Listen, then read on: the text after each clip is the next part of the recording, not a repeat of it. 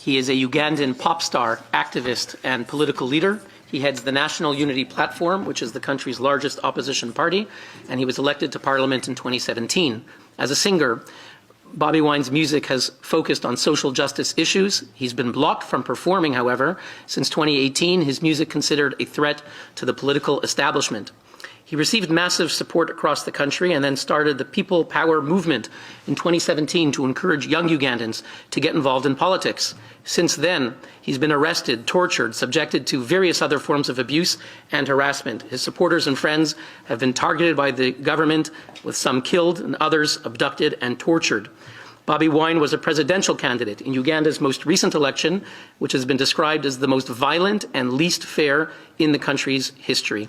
He was placed under house arrest, denied access to food or water. Now, I see that on social media there's tremendous excitement that you're here at the United Nations and that your followers refer to you as Mr. President. You have the floor. Mic check, 1 2 1 2. Thank you very much for having me. I'm very honored and privileged to be here, not just for myself, but to highlight the plight of the people of Uganda and many people in the world that face the same that we are facing in Uganda. My name, like you said, is Kyagulanyi Ssentamu, although I'm more popularly known by my stage name as an artist, Bobi Wine.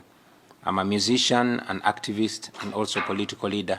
And yes, I challenged General Museveni in the 2021 election, which turned out to be the most violent election, not just in the history of Uganda, but in all elections that I've seen, because I had to campaign with a bulletproof vest and a ballistic helmet.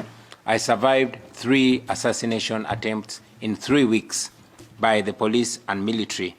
On the campaign trail, my entire campaign team was arrested and incarcerated without charge. Many were tortured, and many are actually still in detention.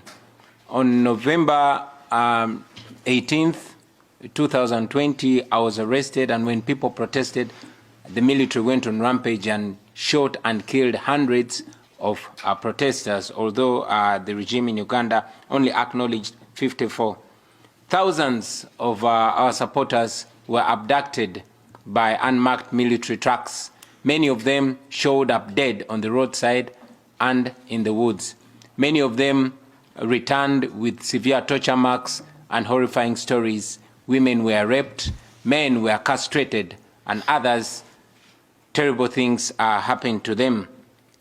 Many are still missing up to today. And like I said, many are dead. Many are detained without charge up to today. This did not just happen and stopped in the campaign season. It is still going on as we speak right now. Many political prisoners are held without charge, and this includes 2 members of parliament from my party and a young mother who was taken away and left her breastfeeding baby behind. I could go on and on and on, but it's important for me to highlight that as we speak right now, the mineral-rich region of Karamoja is facing bombardment. Hundreds of extrajudicial killings are ongoing. Houses are being burnt and women are being raped. All that is because that region supported us overwhelmingly and is facing the wrath of the military, which is commanded by the son of General Museveni. I could go on and on and on about the plight of the people of Uganda, but now that I'm here, I want to use this opportunity to request the world for attention.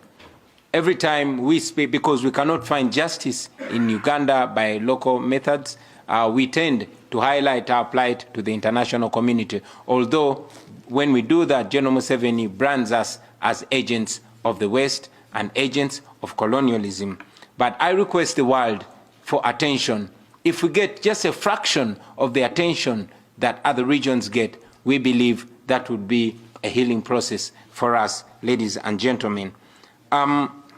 Just like Putin is doing in Ukraine, just like Putin has been tolerated by the international community, General Museveni has been tolerated for far too long. And the detriment of democracy and human rights is the tolerance of the world's democracies for dictators. Just like Putin